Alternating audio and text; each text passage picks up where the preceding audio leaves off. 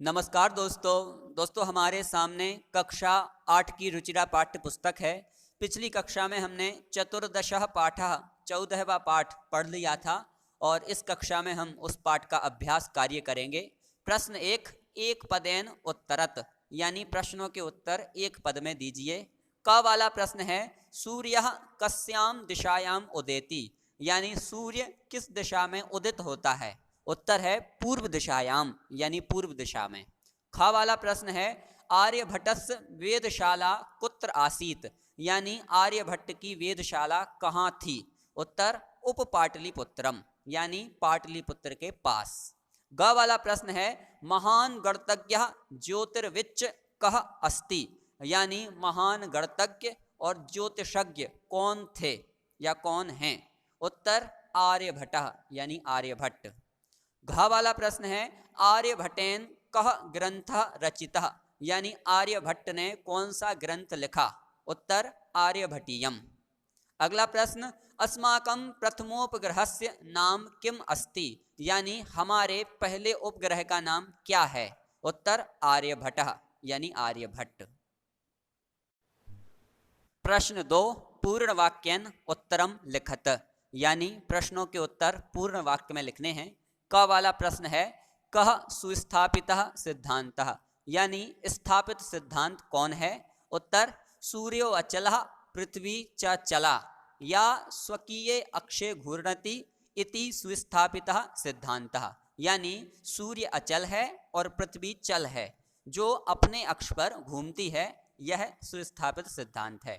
ख वाला प्रश्न चंद्र ग्रहणम कथम भवति, यानी चंद्र ग्रहण कैसे होता है। उत्तर यदा पृथिव्याः छायापातेन चंद्रस्य प्रकाशः अवरुध्यते तदा चंद्र ग्रहणम भवति, यानी जब पृथ्वी की छाया पड़ने से चंद्रमा का प्रकाश रुक जाता है तब चंद्र ग्रहण होता है।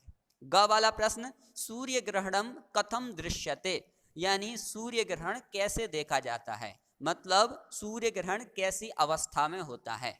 उत्तर यदा पृथ्वी सूर्ययोः मध्ये चंद्रः समागच्छति तदा सूर्य ग्रहणम दृश्यते, यानी जब सूर्य और पृथ्वी के बीच में चंद्रमा आ जाता है तब सूर्य ग्रहण देखा जाता है। घ वाला प्रश्न आर्यभट्टस्य विरोधः किम अभवत्, यानी आर्यभट्ट का विरोध क्यों हुआ था। उत्तर समाजे नूतनानां विचाराणां स्वीकारणे जनाः काठिन्यम अनुभवन्ति तस्मादेव कारणात् आर्यभट्टस्य विरोधः अभवत्, यानी समाज में नई विचारधारा को स्वीकार करने में लोग कठिनता का अनुभव करते हैं, इसी कारण से आर्यभट्ट का विरोध हुआ था।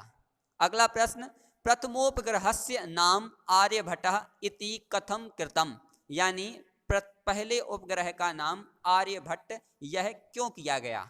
उत्तर आधुनिकैः वैज्ञानिकैः आर्यभट्टः तस्य सिद्धान्ते च समादरः प्रकटितः अतः अस्माकं प्रथमोपग्रहस्य नाम आर्यभट्टः इति कृतम, यानी आधुनिक वैज्ञानिकों के द्वारा आर्यभट्ट और उनके सिद्धांत में आदर प्रकट किया गया, इसी कारण से हमारे पहले उपग्रह का नाम आर्यभट्ट किया गया।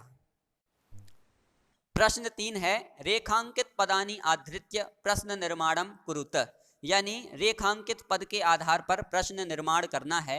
का वाला वाक्य है सूर्यः पश्चिमायाम दिशायाम अस्तम गच्छति, यानी सूर्य पश्चिम दिशा में अस्त होता है। प्रश्न होगा किस दिशा में अस्त होता है, जिसके लिए अपन संस्कृत में बोलेंगे सूर्यः कस्याम दिशायाम अस्तम गच्छति और अंत में प्रश्नवाचक चिन्ह लगेगा। ख वाला वाक्य है पृथ्वी स्थिरा वर्तते इति परंपरया प्रचलिता रूढ़ी, यानी पृथ्वी स्थिर है यह परंपरा से प्रचलित रूढ़िवादिता है, जिसके लिए अपन प्रश्न बनाएंगे किससे प्रचलित है। तो संस्कृत में बोलेंगे पृथ्वी स्थिरा वर्तते इति कया प्रचलिता रूढ़ी, यानी पृथ्वी स्थिर है यह किससे प्रचलित रूढ़िवादिता है। ग वाला प्रश्न है आर्यभट्टस्य योगदानम गणित ज्योतिष संबद्धम वर्तते, यानी आर्यभट्ट का योगदान गणित ज्योतिष से संबंध है। प्रश्न होगा किससे संबंधित है, तो जिसके लिए बोलेंगे आर्यभट्टस्य योगदानम केन संबद्धम वर्तते, यानी आर्यभट्ट का योगदान किससे संबंधित है। घ वाला वाक्य है समाजे नूतन विचाराणाम स्वीकारणे प्रायः सामान्य जनाः काठिन्यम अनुभवन्ति, यानी समाज में नई विचारधारा को स्वीकार करने में प्रायः सामान्य लोग कठिनता का अनुभव करते हैं। इसके लिए प्रश्न होगा कौन कठिनता का अनुभव करता है।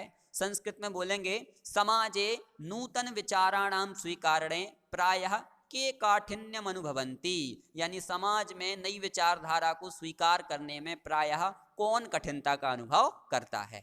अगला है पृथ्वी सूर्ययोः मध्ये चंद्रस्य छायापातेन सूर्य ग्रहणम भवति, यानी पृथ्वी और सूर्य के बीच में चंद्रमा की छाया गिरने से सूर्य ग्रहण होता है।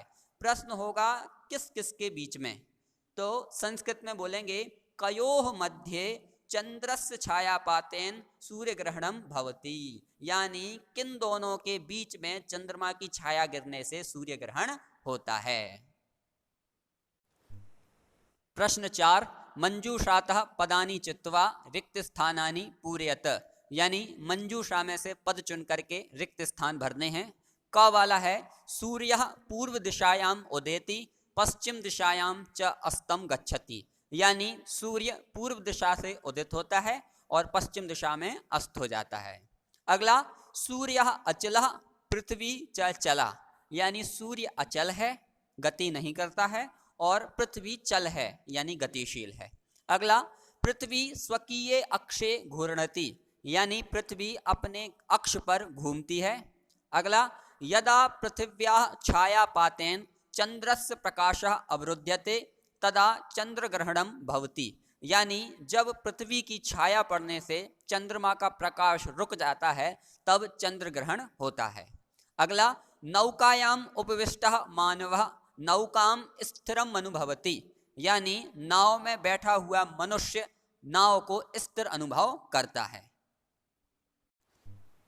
प्रश्न 5 संधि विच्छेदम कुरुत, यानी संधि विच्छेद कीजिए। ग्रंथो अयम, ग्रंथः प्लस अयम। सूर्याचलः, यानी सूर्य प्लस अचलः। तथैव, तथा प्लस एव। कालातिगामिनी, काल प्लस अतिगामिनी। प्रथमोपग्रहस्य, प्रथम प्लस उपग्रहस्य। प्रश्न 6 का आ वाला प्रश्न है अधोलिखित पदानाम विपरीतार्थक पदानी लिखत, यानी नीचे लिखे गए पदों का विपरीतार्थक पद लिखना है, विलोम शब्द लिखना है। उदयः का होगा अस्तः, अचलः का होगा चलः या गतिशीलः, अंधकारः का प्रकाशः, स्थिरः अस्थिरः, समादरः निरादरः, आकाशस्य पृथिव्याः। अब 6वें नंबर का आ वाला प्रश्न है अधोलिखित पदानाम समानार्थक पदानी पाठात् चित्वा लिखत, यानी नीचे लिखे गए पदों का समानार्थक पद पाठ में से चुन करके लिखना है। संसारे का होगा लोके, इदानीम का सांप्रतम, वसुंधरा का पृथ्वी, समीपम निक्षा, गणनम आकलनम, राक्षसौ दानवौ। इस प्रकार से अब चलते हैं प्रश्न 7 पर, जिसमें बोला है अधोलिखितानि पदानि आधृत्य वाक्यानि रचयत, यानी नीचे लिखे गए पदों से वाक्य बनाने हैं। पहला पद है सांप्रतम, यानी अब, इससे वाक्य बनेगा सांप्रतम छात्राः कक्षायाम पठन्ति, यानी अब छात्र कक्षा में पढ़ रहे हैं। अगला पद है निक्षा, निक्षा यानी पास में, इससे वाक्य बनेगा गृहम निक्षा गौशाला अस्ति, यानी घर के पास गौशाला है। अगला पद है परितः, परितः यानी चारों ओर, इसका वाक्य बनेगा विद्यालयम परितः वृक्षाः सन्ति, यानी विद्यालय के चारों ओर पेड़ हैं। अगला पद है उपविष्टः, उपविष्टः यानी बैठा हुआ है। मार्गे उपविष्टः बालकः रोदति, यानी रास्ते में बैठा हुआ बालक रो रहा है। अगला शब्द है कर्म भूमि, यानी कार्य क्षेत्र, इसका वाक्य बनेगा संसारः एव जीवानाम कर्म भूमि वर्तते, यानी संसार ही जीवों की कर्म भूमि है। अगला वैज्ञानिकः यानी वैज्ञानिक, इसका वाक्य बनेगा आर्यभट्टः भारतस्य प्राचीनः वैज्ञानिकः आसीत्, यानी आर्यभट्ट भारत के प्राचीन वैज्ञानिक थे। तो इस प्रकार से अपन ने ये अभ्यास कार्य किया। इसमें से आपको जो भी प्रश्न हो उसको कमेंट्स में लिख करके बता सकते हैं। धन्यवाद।